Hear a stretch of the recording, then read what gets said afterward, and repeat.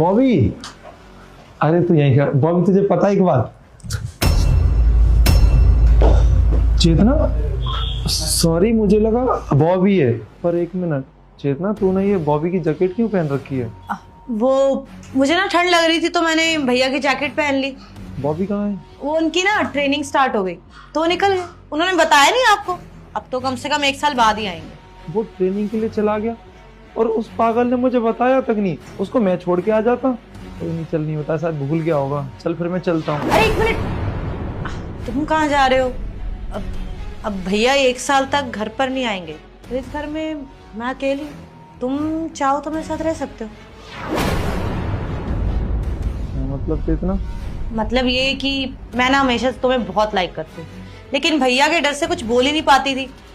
और अब भैया चले गए, 1 साल तक आएंगे नहीं, तो मैं तो फ्री हूँ, जो चाहूँ वो कर सकती हूँ। तो तुम्हें पसंद करते हो तो मैं बता रही हूँ। चेतना तुम पागल हो। तुम बॉबी की बहन हो, मेरे बचपन के दोस्त की बहन। उसकी माँ मेरी माँ, उसकी बहन मेरी बहन। तो तुम मेरी बड़ी बहन हुई। तो ये उल्टी सीधी बात करने की जरूरत नहीं है मेरे से। अरे क्या ये बहन भाई लगा रखा है? देखो मेरा ना एक ही भाई है बॉबी, उसी को भाई मानती हूँ, तुम्हें भाई नहीं मानूंगी। और वैसे भी तुम्हें लाइक करती हूँ मैं, क्यों तुम्हें भाई मान लूं अपना? देखो तुम्हें इतना सोचने की जरूरत नहीं है। इस घर में 1 साल के लिए मैं अकेली हूँ।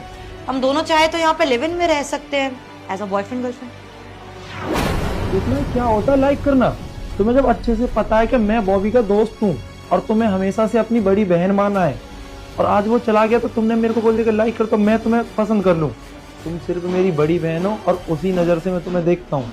देखो तुम ना इतना ओवर रिएक्ट मत करो, और मैं कोई बहन वहन नहीं हूँ, प्लीज मुझे बहन बुलाना बंद करो। क्या फर्क पड़ता है यार, अब तो भैया गए ना।